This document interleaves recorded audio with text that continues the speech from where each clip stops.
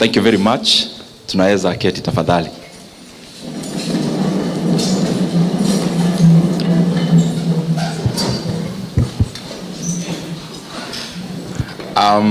Our senior pastor, Reverend Kimathi, and all the other clergy who are here this morning for CBF. Our main guest, Dr. Wale, my brother, our MP for Nyeri Town, Mheshimiwa DMM, and of course Mrs. Maina, the organizers of this very well-organized event, led by my brother Ken Kiora, and all the other organizers who some I have met actually in my office earlier, and all the participants of this forum, this breakfast, and this two-day conference. Good morning. Habari yenu? Muriega? Asante sana. I am very pleased to come here this morning, and especially as a businessman, more than a politician, because we are here to share about business, entrepreneurship, creating value. I am sure there are other forums for the other hat that I wear in terms of politics. And I am at home completely, because I keep saying that anytime I am reading or interacting in any issue around investments, about business, about entrepreneurship, I feel like I am in holiday. So this morning I have come for holiday here in Nyeri, because talking about money is not something very bad. It is something good. And I want to laud the church, CITAM, for giving us this opportunity as business people, because it is one of the avenues God can bless many of us as Christians. And you know, many of us from Mashinani who were brought up in the village, in a Spartan life, conservative life. I'm an Anglican. To some extent, we may think that talking about money is going off. But I'm glad that every now and then we keep being reminded that even when you read about the Old Testament, God could bless his people even with great wealth, and it is recorded. And therefore, business is one of the ways that God can choose to bless us, and that is our domain this morning. But you allow me, because I am also a representative of the people of Kiharu and Kenya in terms of Parliament, National Assembly. I can hear there are some people from Kiharu here. Asante sana. It is important, I mentioned just in 2 minutes because it is important. In Kiharu, I am glad to be an MP there, and I'm sure, and I am glad even Honorable DMM has been there. Kiora has been there. And I talk about this because when any part of Kenya develops, then Kenya is developing. When any part of Kenya decelerates, then also Kenya is going backwards.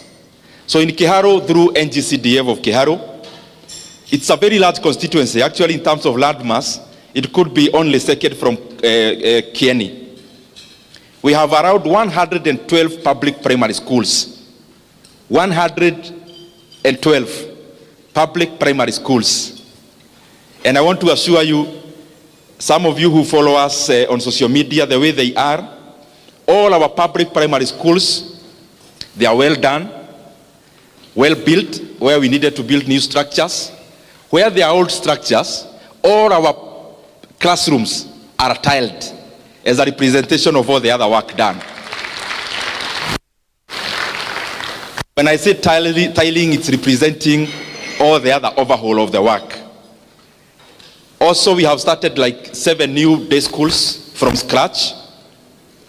But lastly, the program that I'm very proud about is a program we run touching learners in day secondary schools, which we have around 65 including the ones we've started. And we have around 12,500 learners in those day schools in Kiharu. In Kiharu, what we've done is to do what is called backward aggregation. So we have consolidated the amount of budgets our day schools run, and then we try to work out a modality of lessening the burden for learners. So this is the outcome. The outcome is that of all the learners in our day secondary schools in Kiharu, we subsidize the education through CDF and other mechanisms, and learners in Kiharu only pay 1,000 shillings per term in any day secondary school.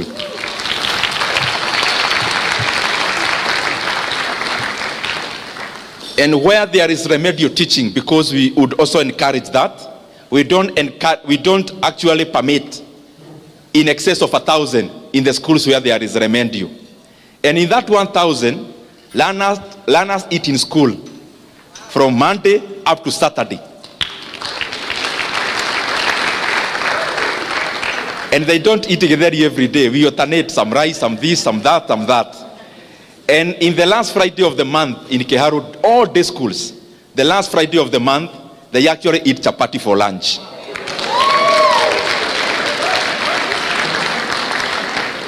Including last Friday, which was the last Friday of the month. We do this because we know the primacy of education in shaping society from the household level going upwards. We have also invested over 20 million shillings in buying of revision books for those day schools. We are building laboratories. We are building halls in terms of deepening knowledge and education. I have mentioned that because it is important. It is important because this year alone, because we have 2 sub-counties in Kiharu, it's large. We have over 2,000 students who have come from other areas in Kenya to live with their relatives so that they school in our day schools. And I'm very proud about that. Because we don't ask for ID ya mzazi. Ati tuonyeshe mzazi ni wa hapa, anapiga kura hapa. Once you join our day secondary school, what you are looking for is knowledge. You will become a voter later. Our business now is education, not about where the parent votes. Let me come back now to the meeting.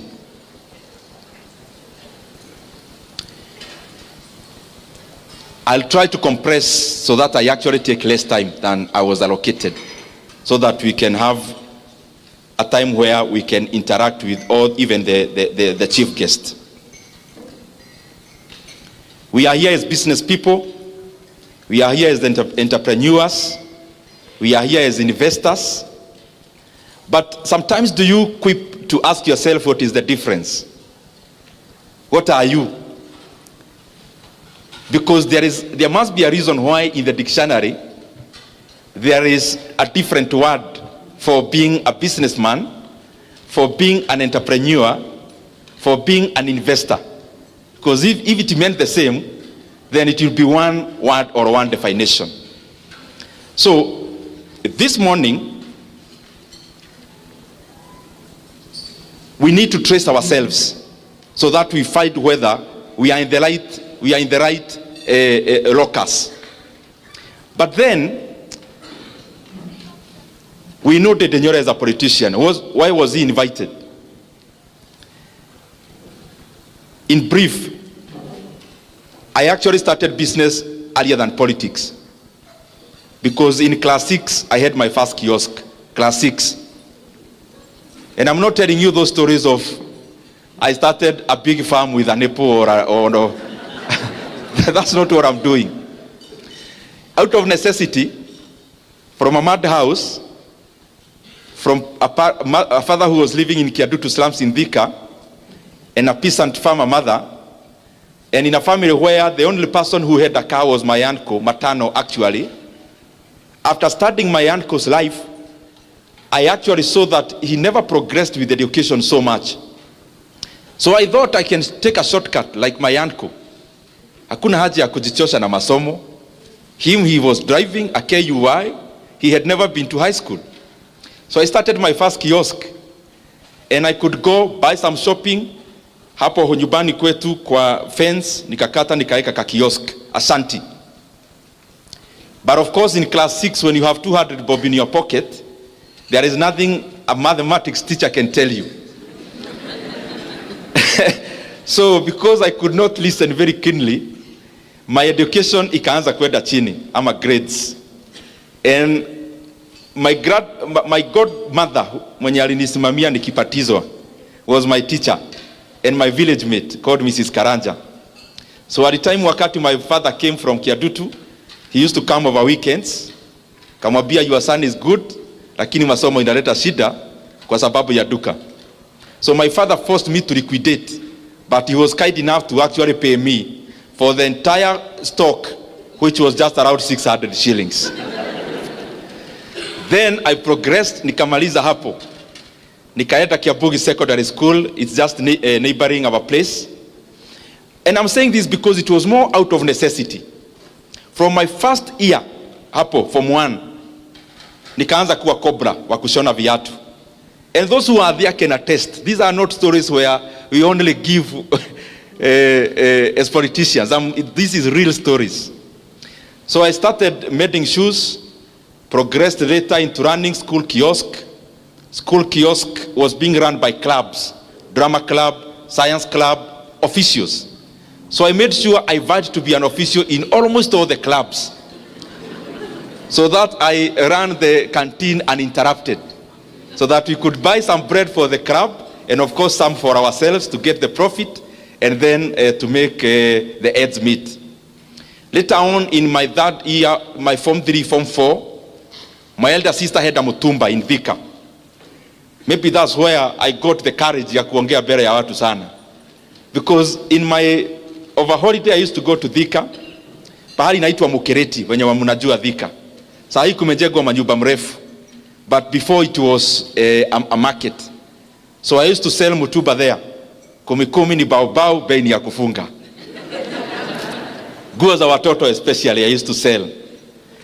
University, when I was joining KU, I had 2 goals. One was to deepen my leadership, but number 2 is to expand in terms of business. So when I joined KU, my first year, first help, I paid for my school fees for the whole year for KU. But the second semester help in the same first year, I, number 1, started a kiosk. Those who are from KU, you know KM. I started a hotel there, and I called it Vatican Cave. But, and I remember one time, it was Valentine's Day, we had gone to buy sufurias with the person I had borrowed some money ya kuanza hiyo kahoteli. That guy is called Wamwere, now he's in the UK. And we had gone to buy sufurias in Gekoba for that hotel of mine. Then, Wamwere told me I have a girlfriend, alikuwa nauza phone accessories along Rudhuri Avenue. Since gari za KU ziko tu hapo karibu, matatu, tukaenda tukisalimia girlfriend ya Wamwere. When we reached there carrying sufurias, the lady was looking at us like she does not even know us. Later on, Wamwere was dumped.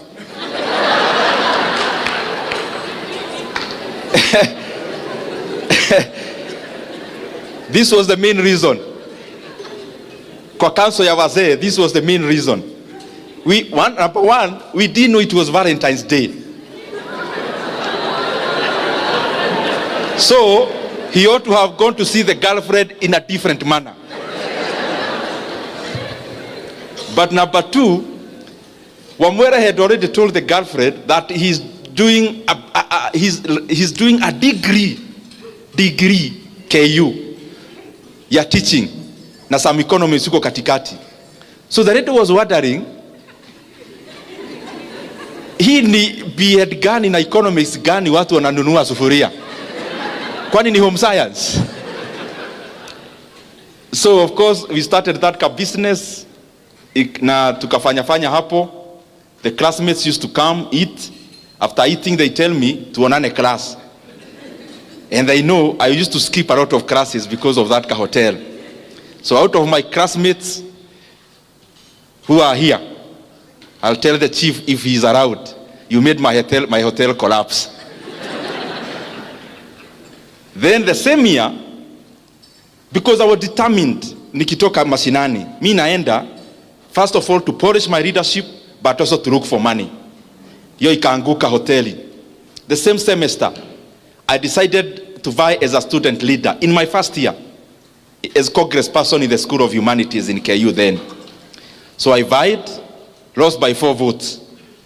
Then, I was wondering, I think nitaacha hii kiberebere. Because hoteli imeanguka, ndio hii politics ya hapo shule ni kama nimeanguka pia. There is something that happened in my second semester in KU. My sister, anaitwa Esther, came to visit. I think she was the first person relative to visit me in campus. You know, sisi watu wa hiyo age, kitoka mashinani now you become a breadwinner. Sio kupiga simu utumiwe pesa, ni wewe utume help. So my sister came to visit, elder sister. I was so broke. I had started a hotel through my help and some borrowing from Wamwele, it had collapsed. I had vowed to be a student leader, I hadn't made it. We were so broke, tukienda kumaliza semester, we could barely afford a meal. So with my friend Jemo, who was either my roommate or next, hapo tu karibu, he was one of my best friends. So my sister came to visit, brought us meat, nyama, and we were so broke. Then we decided with Jemo, tukifanya hesabu ya kwenye semester imebakia, kula nyama inatuumiza. So we decided to sell the meat. so that we can push some days kukula ugali na matoto. So that first semester, long vacation. Hapa unamaliza mwaka uende second year. Of course me I had decided sirudi mashinani. So my uncle akanipea kanyumba hapo Lang'ata. I used to go mguu mpaka town. Nikapata some internship in the Ministry of Trade. But then when I was loitering around, I decided my former MP called Genye Kariuki, niende nikamtoanisha kitu. So I was, you know, wakati hiyo comrade, saa hiyo nimematch kiatu ya black, of course iko na vubi, na trouser ya black, na shati ya black. Sasa unajiona umematch ile mbaya. Na nimebeba bahasha, as usual, sijui kwa nini, when you are a student in campus or after you finish, you always carry a CV as a default setting. So I was carrying a brown envelope, was going to my former MP's office, but I was going there kumuonyesha he can rely on me in terms of kura za my youths, so that anipatie kitu, inipatie fare ya kukaa Nairobi. So nikapata a meeting, I was told you can leave your CV, but I was not going there to look for a job. I was going there to look for money, cheap money. Then later on, he called me within that week, and I went to his office. And akaniuliza, kijana ulikuwa unatafuta kazi? Kamwambia, yes sir. When do you want to start? Today sir. Nikaanza kazi hapo ya stock broking. The reason I've given all that background is because I do stock broking up to today. And that is the basis where I learned investments. Raw investments, especially in the Nairobi Securities Exchange. So whatever you read about Kenya Power, that is the genesis of me buying shares. I'm sure some of you have read something about it. In terms of investing in Kenya Power, investing in the Nairobi Securities Exchange, that is my genesis. Later on, of course, started an IT company. We now, as politicians, we may not go into details. But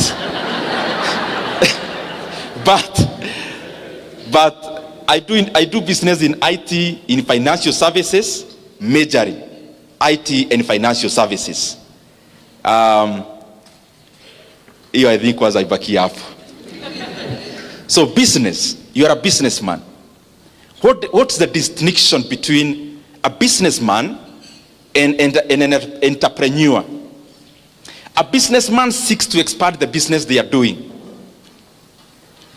My brother here is in oil industry.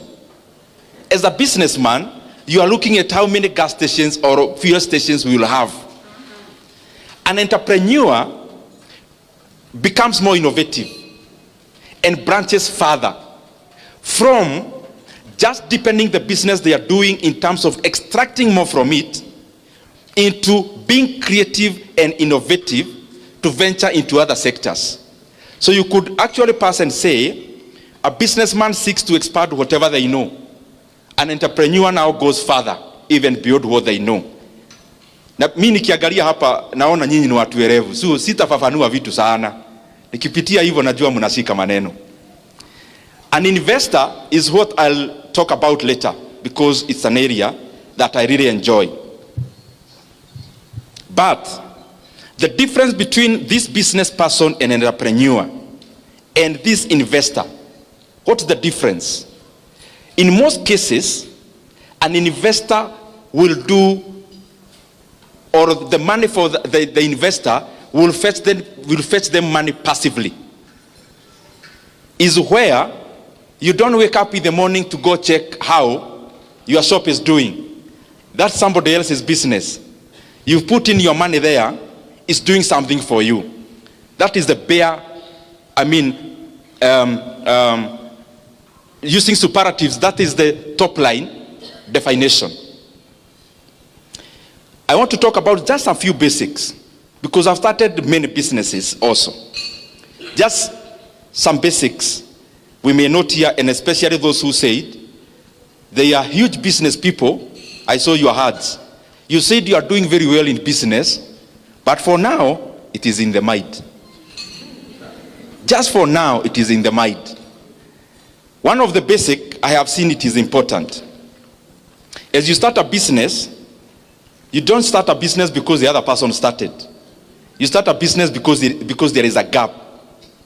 Gap may be in terms of demand. Gap may be in terms of geography. It could be the same product, it is somewhere else, but it's not yet in a geographical area that you are seeking to establish. That could also be a gap. Value creation. You can make money faster through creating value than through extraction.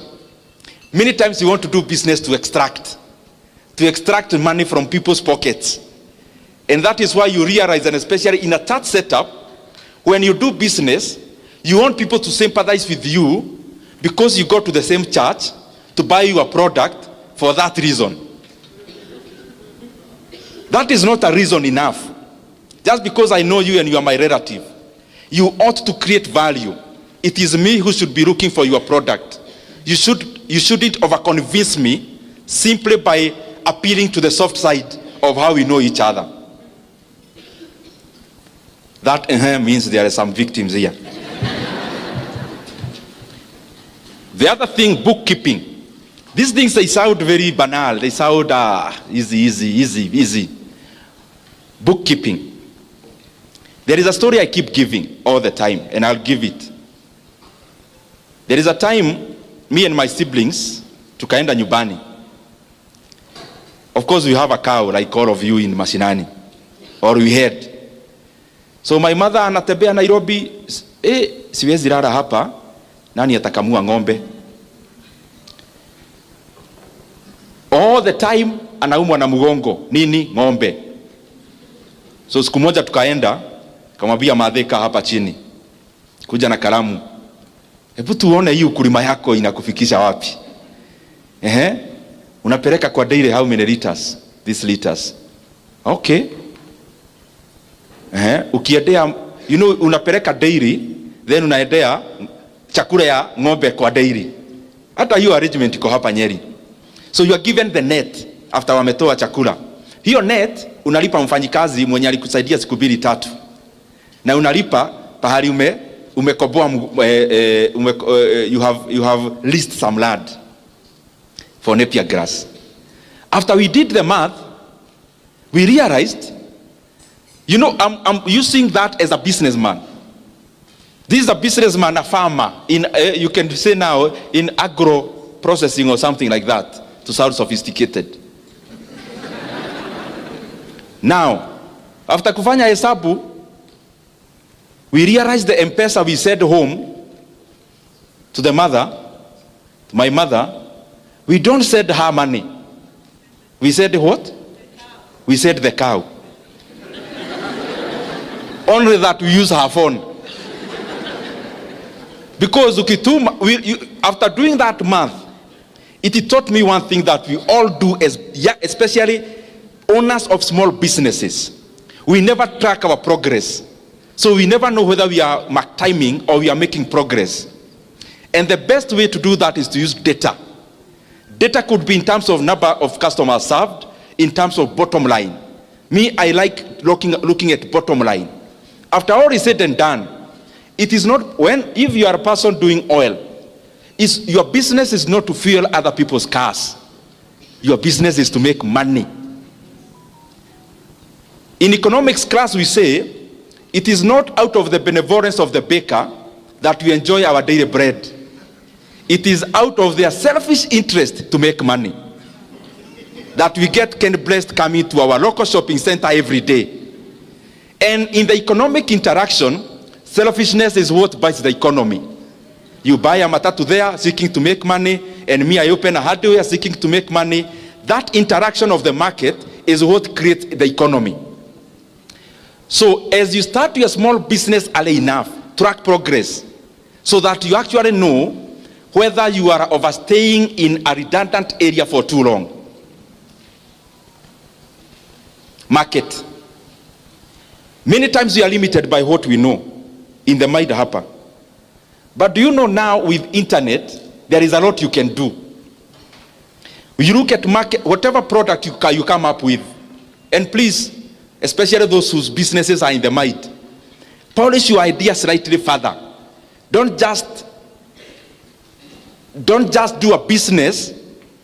You know, kuna business tu yani unafanya unaona. You need to think deeper. Especially those who have not yet risked or staked their money. Use more time to think than start. So that you first of all think about the market. The market may not be limited to where you already know and can see with your eyes. Study. I'm not saying you hire professionals to do that. Do basic, even with the internet.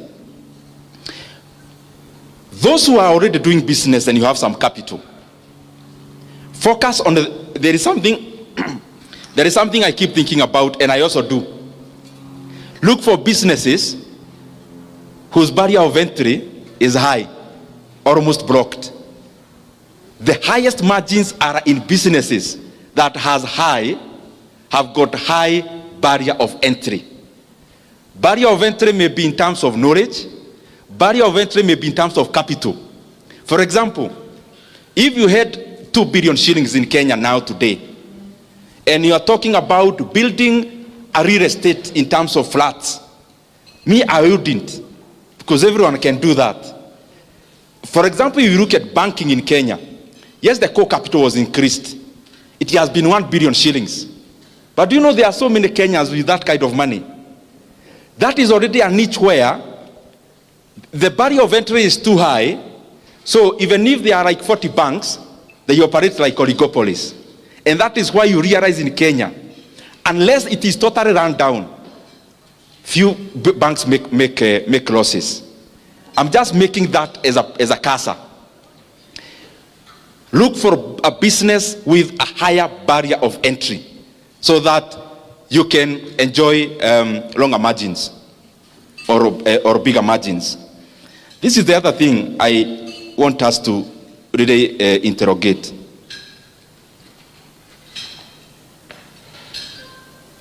In my village, just like yours, my former teacher retires. The first thing they do is to buy a matatu. Or, hapo kwa shopping center yetu, anajenga hapo. Pesa ya retire. Karibu wote. What am I trying to say? Those businesses are good. They are good because they facilitate movement and they facilitate trading. But probably even my brother and sister in the same industry, there is much more they can do. around there. What am I trying to say? Kenya is also a plot country. Yani kama huna we measure your success by how many plots you have. Maybe we'll talk about that later. Nikienda kumaliza. By the way, I'm almost finishing. Now, allow me now these minutes, because I can see here, next time, this one here, this is the lead sponsor. We would want in the next few years to come, the owner of this lead sponsor will be from this hall.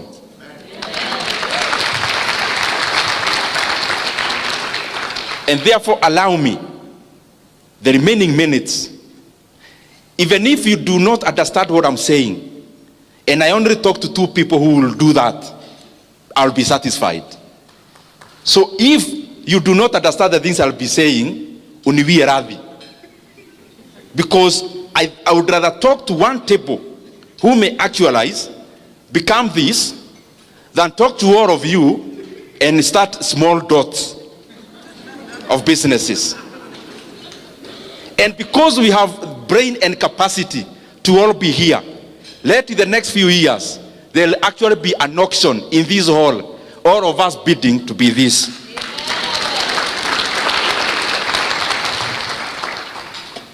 I'm talking about how we must fashion ourselves in this hall to move from being net worth of 500,000, net worth of a millionaire, and because all wealth is granted by God, that we also break that ceiling.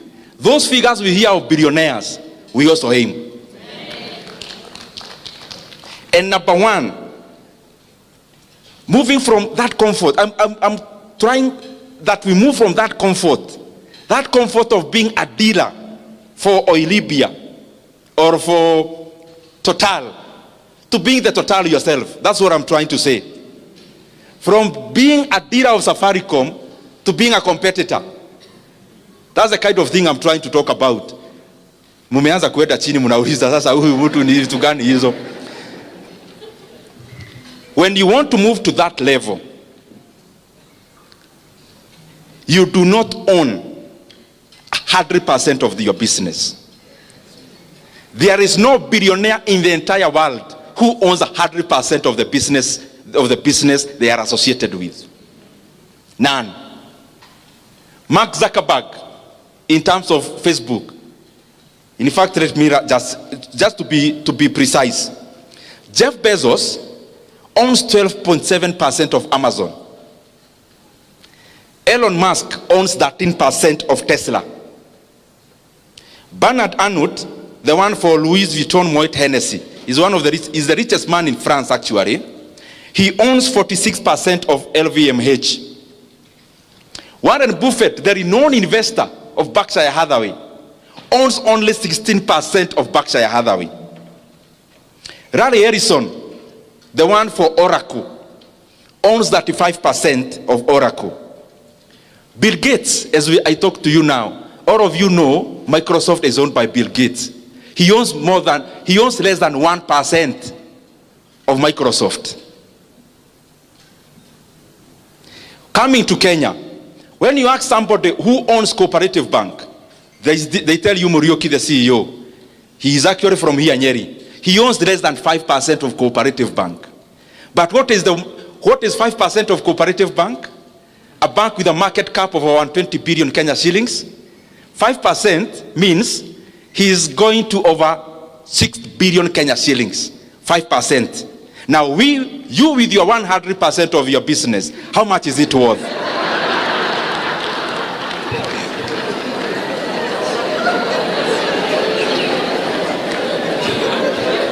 There is a friend of mine who is also my mentor. Can you tell me by a show of hand who owns Equity Bank? By a raise of hand, tafadhali. I'll pay something for that. Naona wakikuyu ni wengi hapa mkono. Who owns Equity Bank? Monga. Very good. He is also a good friend of mine. So hata nikimkute hapa, he will not be offended. Somebody else who owns Equity Bank? Yes? Mwangi. Can you start? Sitakuita hapa. Najua, public speaking, you can't ambush somebody. Who owns Equity Bank? Please rise up, my sister. Who owns Equity Bank? Monga. You said Peter Monga. Now listen, my brothers and sisters. Mwangi, the CEO of Equity Bank, owns 5% of Equity Bank. And all of you told me he is actually the owner of Equity Bank. If you look at the financial statements of Equity Bank, you realize the top shareholders of Equity Bank are not Kenyan. They are FADs, including Norwegian FAD. Do you know Peter Monga now owns less than 1% of Equity Bank? Now keep your 100% of your business. In business, and niliacha kuongea sasa mtu wa kuanza kiosk. Tumesema Mungu anatubariki to start chains. Is that so? Don't seek to own a fish pond. Seek to own just a slice of the ocean resources.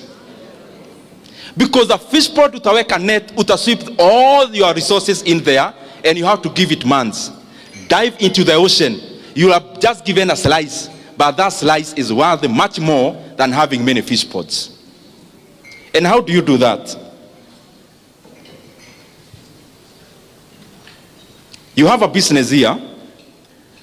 Mambo yote hata nimesema ya bookkeeping is combined. You have a business.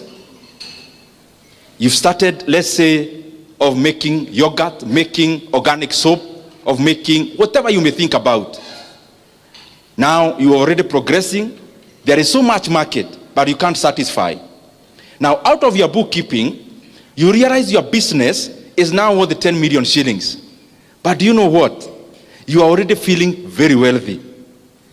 And you cannot release. Hii kitu nimeanza na jasho sana. Mimi siwezi leta mtu wa kunisubua. A different person, what do they do? You look for an investor and bring you 5 million shillings into that business. It's not going to your pocket. But you give them 10% of that business. Now, if you receive 5 million shillings for 10% of that business, the valuation of that business becomes instantly 50 million shillings. You use this money to expand other markets, to expand your operations, to buy more machinery. Later on, you get another investor. Now you've already grown, even people are noticing your brand. They come in, they give you 20 million shillings, and you give them a 20% of your business. If a 20% of your business is valued at 20 million, instantly your business becomes 100 million. So even if the percentage continues to diminish, the aggregate continues to expand.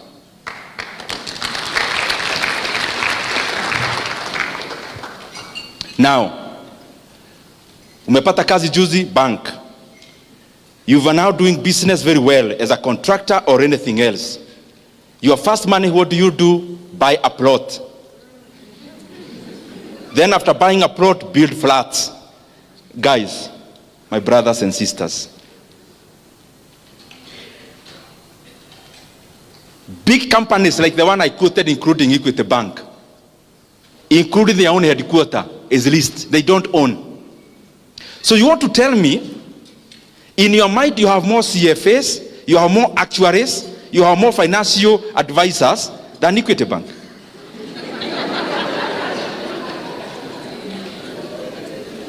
Old Mutual that bought even UAP here in Kenya. Old Mutual, you know it, is bigger in South Africa.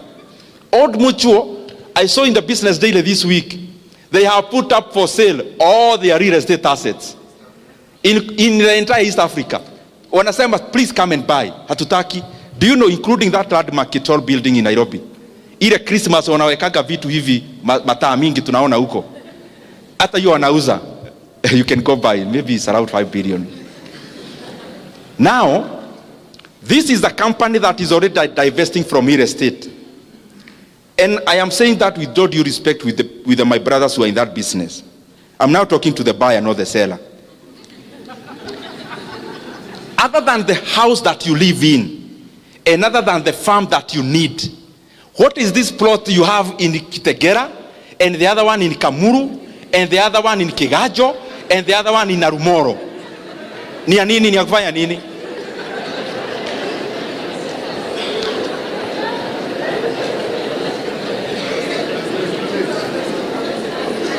I am not saying that I am an oracle, but I just want to tell you, mimi sina pahali nachukuaga rent. Because you realize this business of building things, building, you are actually doing it for the satisfaction of the people who live in, not for you to make money. Because the return on investment on a flat, the return on investment is less than 8%. People will keep saying, oh, 12 or 15%, toa yote, and you give it time. It will oscillate and still settle down below 8%. That is the math even Equity Bank does. Badala ya kuon building, ati tunasema Equity HQ at all building or the 5 billion, mwaki ana order, 5 billion ata nikired micro loans.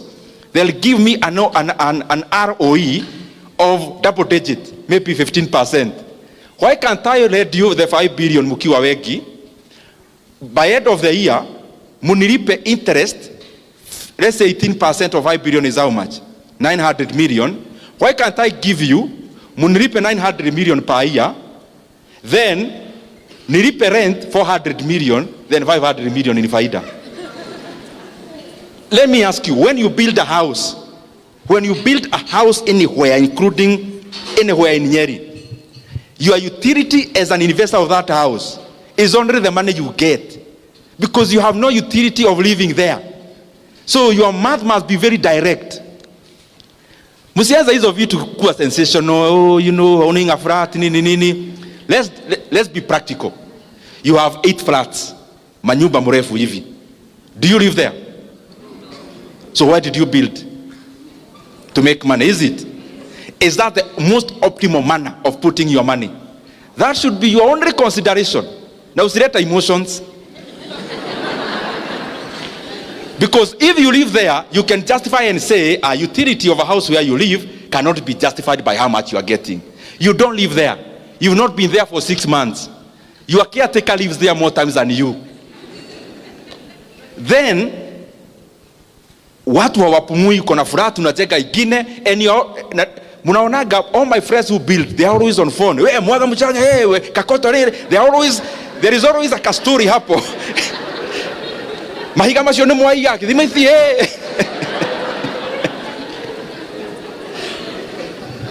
Even if you want to own that flat, why can't you invest where you are getting double digit? After getting that double digit, wait for your brother angangane na simiti kuibiwa, angangane na nini. Wewe ukipata ROE yako ya 18%, after 5 years, through the faida peke yake, uende ununue akuwe amechoka on your behalf. Fanya hesabu, my friend. The other thing is that you do not need to use your money all the time. I do a lot of mentorship for university students in my office. And when they come, everyone, when they want to start a business, it is ni kama kamanyu kanapeanwa pahali. Sasa nikimaliza kuongeleza hivi na venye nimejikakamua leo, hata siongei siasa ati ni juu ya biashara. Then nikitoka hapo, unajua utaniuliza aje, okay, umeongea vizuri, where do you get capital? That is the question that is almost resonates every time. Nitatoa wapi capital? Na mimi wacha nikuulize, capital ya kufanya nini? Because that is the what you need to answer. All that, when you get somebody asking you, nitatoa wapi capital, hana idea. Because if you have a very well polished idea of a business, believe you me, you will attract money. And money is not just borrowing. There are many models of financing a business, and they are in Kenya also, not just in the US. Facebook never became Facebook because it was Facebook. Facebook became Facebook because people like Peter Thiel is a venture capital, invested money in Facebook back then. By the way, mathematics. Peter Thiel invested in Facebook $500,000 and got 2%. Wacha niende pole pole ndio mpate what I'm trying to say. And the other point, I talked about 100% of the business. Peter Thiel, there's something called venture capital. And there is something called private equity. There is something called angel investors. What do these people do? They come, uko na idea poa, which can be commercialized. They give you money to start, but other than being alone, you seed a stake in your company. You seed a stake. Stake means a shareholding. So you seed. Once you seed, so biashara ikianguka, you don't owe that guy anything. But if the business does well, they are part of that business. So Peter Thiel invested $500,000, got 2%. Just a few years later, Facebook got listed. After listing of Facebook, he sold 2/3 of the 2%. What an yoge pole pole hapo. This is a point I want you to understand. He had 2%. He had bought all of it, like to the pesa ya Kenya. 500,000. Hata tuseme ni ya Kenya. 500,000. A few years later, Facebook got listed. He sold 2/3 of the 2%. At how much? $625 million US. Now, what am I trying to say? If the Facebook founders never needed the money for Peter Thiel, Facebook would still be your 100% owned company now. It will not be the global company we know. The intersection of the idea and money is what creates a business. An idea with no money to start it is still a dream. The intersection must appear of this idea and money. And you haven't even tried. You are just saying, wanatuongeleshaga maneno ya biashara, tutoe capital wapi? You have not even asked anyone to give you capital. How do you know people are not willing to give you money and you have not asked anyone? And then mtu anauliza hapa, who are those venture capital? And who are those PE? This is my answer. That is precisely also an opportunity for you. The fact that you don't know any venture capital or private equity in Nairobi or Nyeri is already an opportunity for you to be one. Why? Because here there are people, by look of the introductions that we got here, there are people who have 10 million lying in the bank. There is already a person here with 10 plots. That plot, what is it for? That money can work for you faster elsewhere. Start a venture capital. If you don't know one, you don't ask me. Nitawatoa wapi? Is that already an opportunity for you? But they are there. I mean, you can use the internet. Now, this is something else I know about money and investments. And I think I had made some notes, sana spedi kurifa, but I didn't want to, I wanted to mention a few things precisely. In everything, let me paraphrase. Everything is buy low, sell high. Everything. Buy low, sell high. When you're talking about commodities, even manufacturing, there is one sentence I'm looking for. Now, you make profit. Just listen to this. You make profit at the point of purchase, not the point of sale. You do not make profit at the point of sale. Profit is made from the point of purchase. That sounds like investments, but it's also business. When you are a media house, what do you sell to us, especially at TV? You are selling something called eyeballs. People watching you. That is your product. So how can you buy cheap eyeballs and then you sell expensively in terms of your adverts, pricing? In business also, business that has inputs and outputs, you do not make money when you are selling the product. You make money when you are buying the inputs. When you squeeze to the lowest point possible, the buys, at that point you've already made your profit. But then all of us here focus, pesa unatengeneza ukimaliza kujenga hiyo kitu unajenga. No, money is made at the point of purchase, not at the point of sale. For you as a businessman, I mean.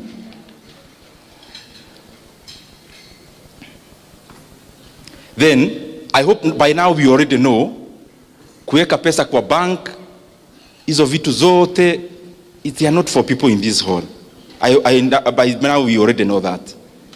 Kiura, if I found you with 5 million shillings in your bank account, I'll tell your wife.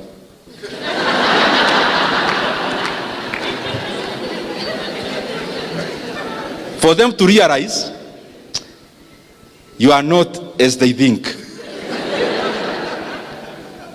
I think by now you already know. When you have money, you just want to see, you know, many times even me, when you make your first, let me not mention things, money a lot, but when you make your first that one, unaenda bank, unaitisha statement.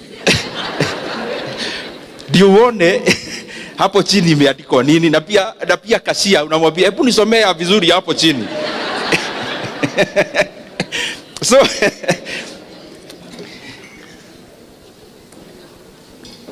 I said narukaruka tu, nyinyi ni watu werevu mnashika maneno. All the people I know, by the way including myself somehow, a lot of money is made during crisis. Warren Buffett, the one for Berkshire Hathaway, ni mzee, me I'm thinking as a businessman you already know Warren Buffett. If you don't, itagogo baadaye. Warren Buffett saa zingine anakaanga na cash money, not for the reason that I gave for Kiura, but for this other point. Just waiting for the right time. Just waiting for the right time. So anakaanga na pesa. Like now if you Google Berkshire Hathaway holdings in cash, crazy amounts of money. Crazy. In hundreds of billions of dollars. What does he do? He has studied the markets. He has studied the economies very well. Like in the year 2002-08 financial crisis, his work was to deploy cash. Why are you deploying cash? There was a crisis. Financial crisis in the entire world. So what was happening? Companies were collapsing. So Warren Buffett, he was happy. Companies were begging him to buy them at any price. So he bought up a company like Bank of America. They merged with another one which was called Merrill Lynch, became BOA Merrill Lynch, bought them for nothing. Another one. So, and he keeps saying, and this is a point you need also when you are investing, when everyone is very greedy, be fearful. And when everyone is very fearful, be greedy. Because we operate in herd mentality as human beings. For example, now, I'll mention something about the NSC, Nairobi Securities Exchange. There was a time I was buying some shares there. Guys were ordering, even my friends, I could tell them, buy, nunua hii share. Wanashindwa hii mtu. You know, by then, stock market was dampened, not just in Kenya, globally. By that time, even last year, the entire globe was a rate market. People were chasing after the highest rates, fixed income. So, very few people were paying attention to equities. Equities are shares. I'm just trying to say, when others are fearful, be greedy. When you see everyone is buying a treasury board, fixed income assets, because they are giving very high rates, economies are cyclical all the time. You wait where you need to wait. Wait by buying what they are not buying. And then when the reverse also happens. What am I also trying to say there? You think honestly, because you are saying we are moving from M to B. M meaning? And B? Yeah. The vile sitaki kuongea such things. They may appear differently as a politician talking about that. Now, you want to tell me you want to move from M to B and you can't do basic analysis about your own money. Study markets, study economies. Do you know the time you invest in your day-to-day business? You know, running a business is very tedious. Tedious. You think about, I'm referring to my brother a lot because I was told what he does. Mafuta, ukienda short ya 3 bob ni hasara because that's all your profit. Every time you are laboring your mind to the extreme. You also need to invest some time learning, studying threads about the economies. How do economies operate for the last 20 years? So that you have a view of how is it likely to operate for the next few years.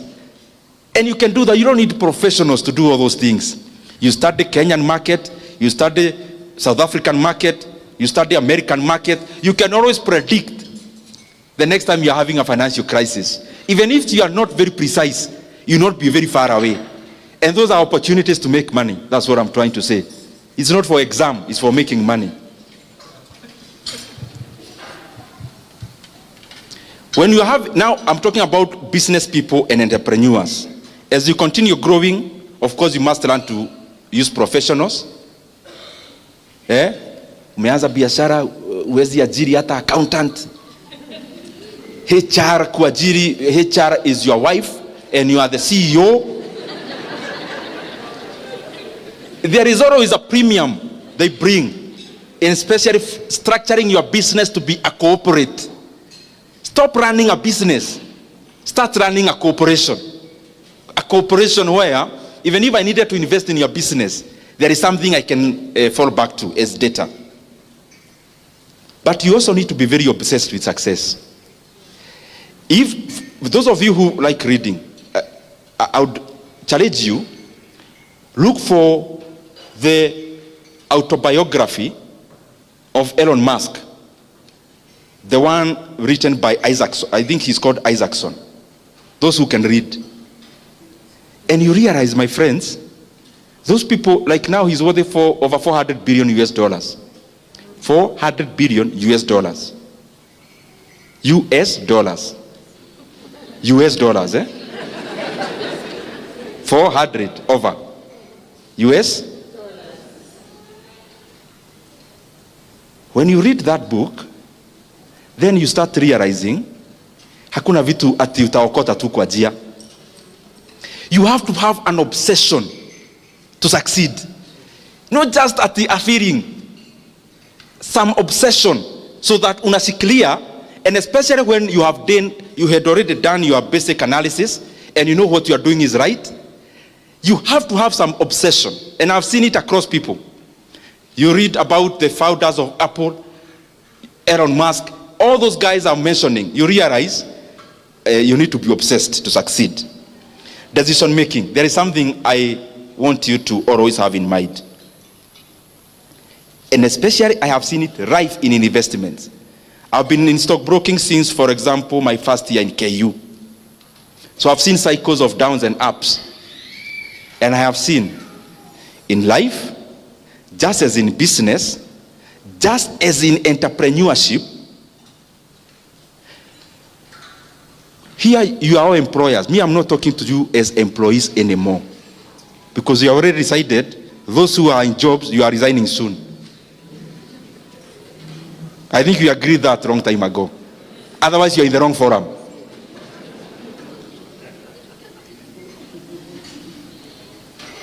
You need to make, maybe a decade is 10 years. You need to make like only 4 strategic decisions in those 10 years, instead of tiring yourself on a day-to-day decision making. When you make, and when you are making a strategic decision, never afford to make a stupid decision. Use a lot of data. Use a lot of analysis. You don't need to do that every day. For example, in 10 years, you make 4 strategic decisions, you are good to go.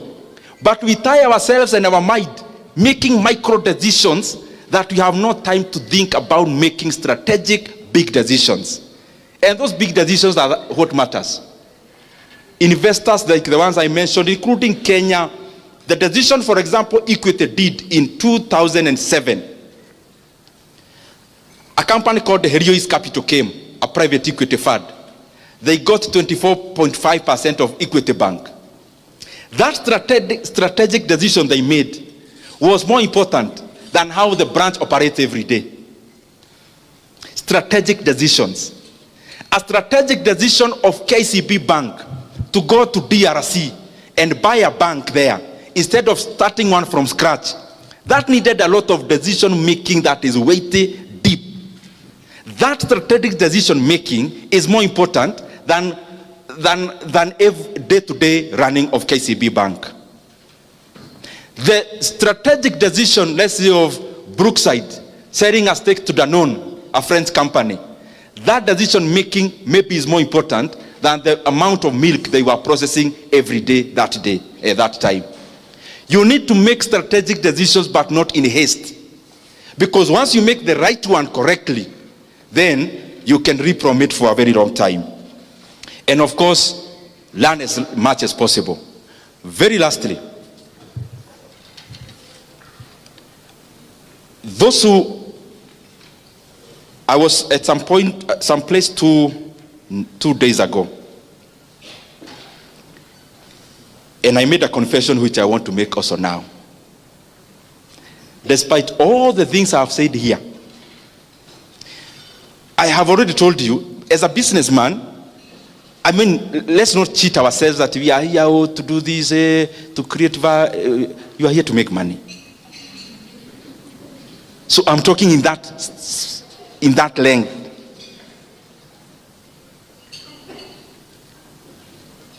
You know, when you're marketing a house, oh, I want to make good living abodes for other people. You're there to make money, my friend. Out of that, me personally, I have made much more money passively than I have made money actively.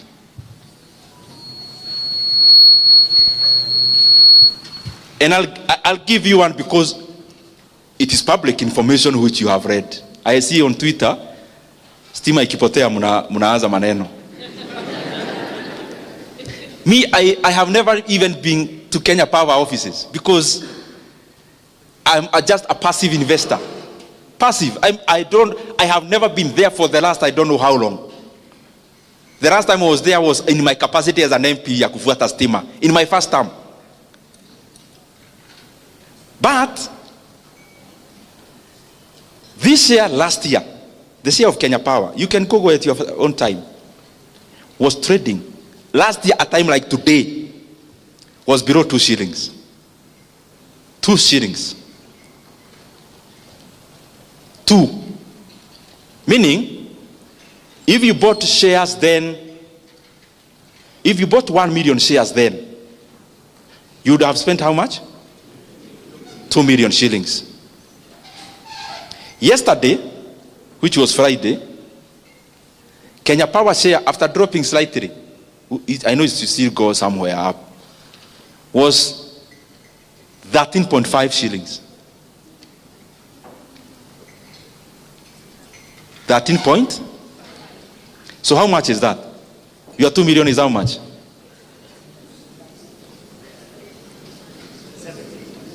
At the same, no, you are 2 million shares. We say, oh yes, you are right. Your 2 million is? No, it can't be 7. Fanya hesabu, 2 million shares would have bought you 1 million. 2 million shillings would have bought you 1 million shares. 13 and a half. You know najua nikisema hii, mnafikiria ni pahali it's real. Si vitu tunasomanga kama hizo nimewabia za Warren Buffett. This is real. Kenya Re shares 3 months ago. Let me even use December. Kenya Re shares in December was 1.06. Yesterday, let me say the high. Average for last week. Not too much. 3.5 shillings. I want you to do the percentage.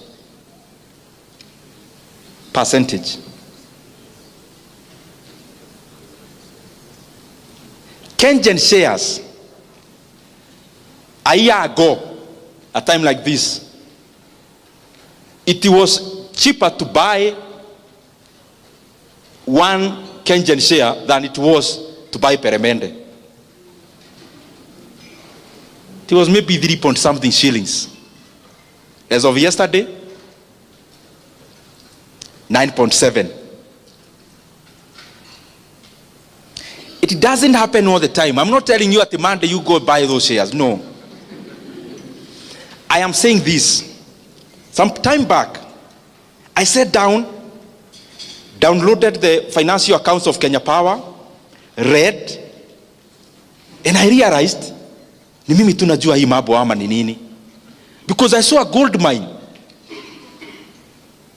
I am going back to what I told you. You never move from M to B at the evil. You have to also spend some time. I mean, if, for example, working for a whole year, for a whole month, in that institution, you earn 100,000 or 50,000 per month. If you earn 50,000 to work for a whole month, then it means to move from that M to B. It also calls you to also engage your mind into running and data analysis. It's not so complex anyway. So I started and I saw a company had over 150 billion in sales. That is revenue. Assets were like 320 billion that time. The valuation of that company was just 3 billion in the market. Then I decided I am not consulting anyone. I am buying vile tunasemanga hapa kwetu takeri. Yeah. Yani hutaki kufikiria mimi hapa nimeona iko kitu na sitaki kujua, mimi nanunua. Last year I scrutinized Kenya Re books. I realized the company is valued by that time, was valued by the market at only at 6 billion shillings. The entire company. Because when you're buying shares, me, I don't advocate for trading. I advocate for investing. Invest like you're investing in a company, not trading shares, no. So I see a company worth 6 billion, but they had declared profit that year of 5 billion net profit.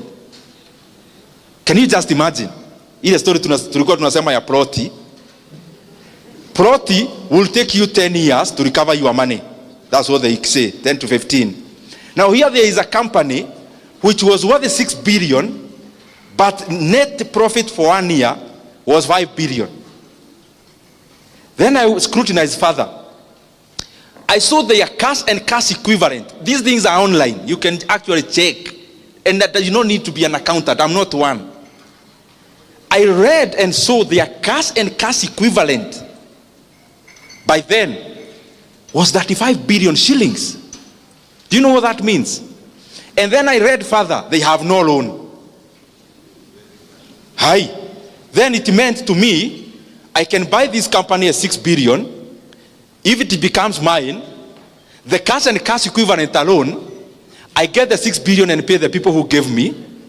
The whole money, the 30 billion remains free money. Anniversary Towers, which is owned by them, becomes my building. Maybe I'll have the top 3 floors as my office. Reinsurance Plaza becomes my building. And then I started there in 83 markets. I never needed anyone to tell me anything. I saw an opportunity there. So what am I trying to tell you? There are many opportunities you can make money passively. They don't happen all the time.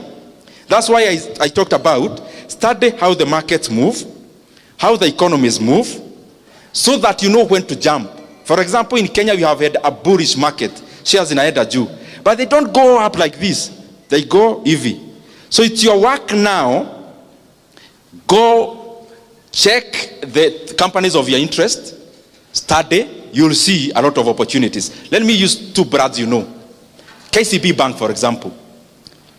KCB Bank is valued by the market at around 170 billion shillings. The valuation of the entire KCB. Last year, they made a profit of 60 billion. So if you bought KCB at your bank, it will take you 2.5 years to recover all your money using only net profits. Equity Bank, for example, also. Equity Bank is valued by the market at around 211 billion shillings. But their first half year up to 30th June, was 31 billion shillings. So they will likely make 62 billion 1 year profit. So it will take you, if you bought the entire company, less than 4 years. Proti Narumoro, Proti Kamuru, Proti wapi, hiyo Proti alafu unapigiwa simu, muduraita maiga haha. I mean, then you have a home in hapa Nyeri, another one in Nairobi. Now, because you have money, you also want a home in Mombasa to be sleeping there over Christmas. And then the entire year you have a caretaker maintaining that plot for you. Thank you very much. May God bless you. Nimemaliza.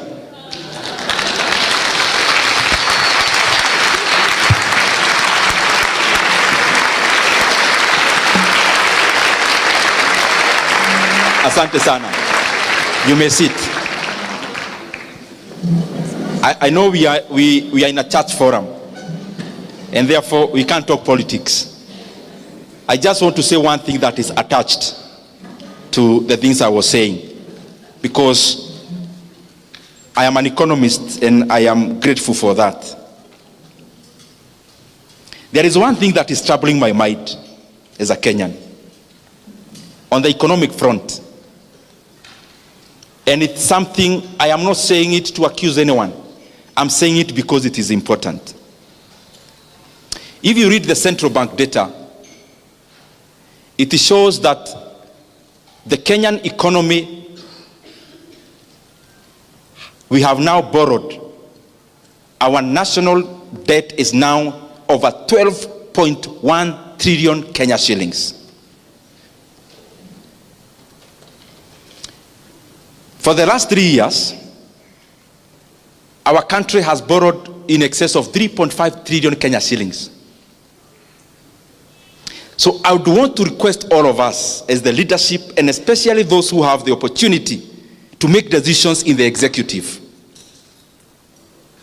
let us serve our country with dedication. And let us not seek to give good narratives out there when the Kenyan economy is actually being teared down or torn down. We have borrowed over 3.5 trillion Kenya shillings in 3 years. President Kibaki borrowed 1.2 trillion in the entire 10 years he was president. And therefore we have borrowed 3 times in 3 years. We have borrowed 3 times what Kibaki borrowed in 10 years. That's the money Kenya has borrowed in the last 3 years alone. 3 times what Kibaki borrowed in 10 years. And in that money, I have not included other debts that Kenya has now become clever to borrow in the name of something called securitization. I have not mentioned even that. It therefore means the economy of Kenya is borrowing 100 billion every month.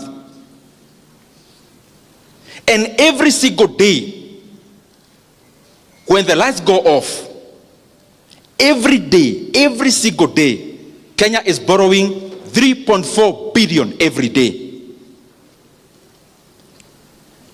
That we are borrowing in a minute. You can do the calculations and see. In an hour, maybe we are borrowing around 137 every 1 hour. I'm saying this because we are now headed to the elections.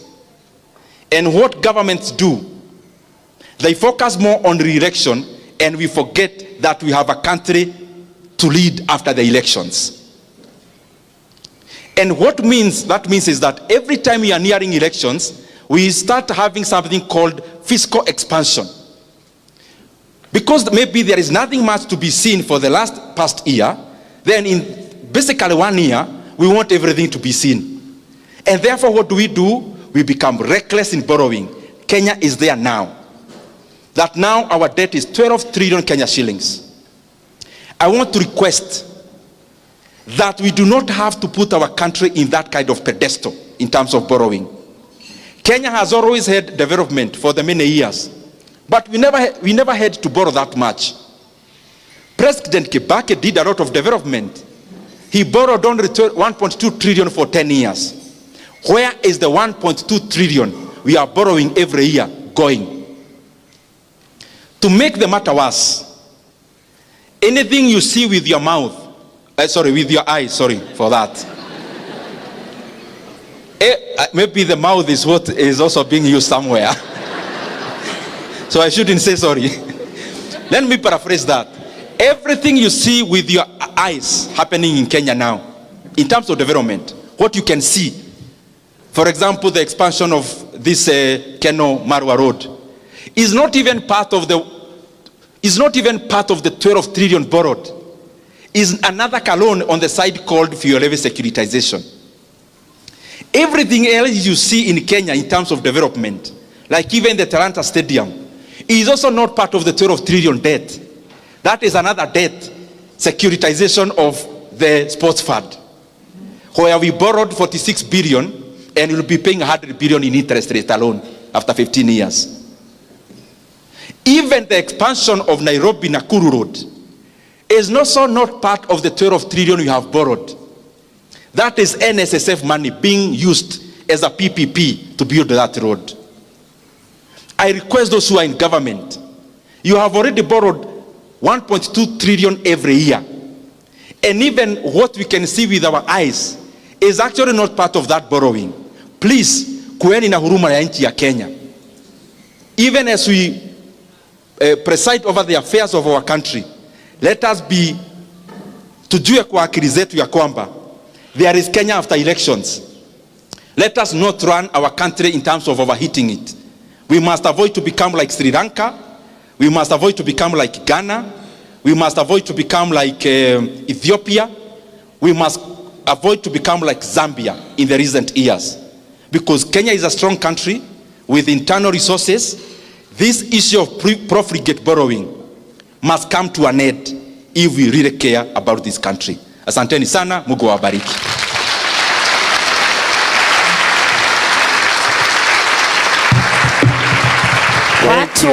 Thank you. Let's give another round of applause to our chief guests. Asante sana.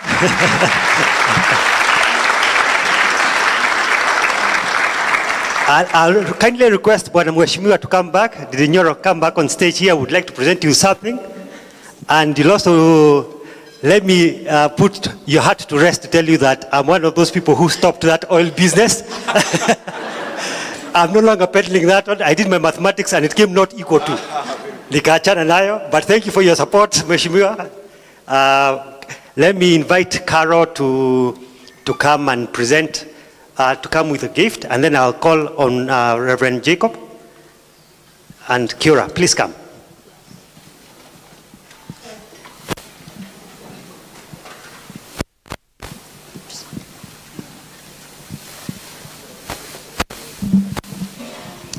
Thank you, Mheshimiwa, even for staying completely away from politics. Now, that was... in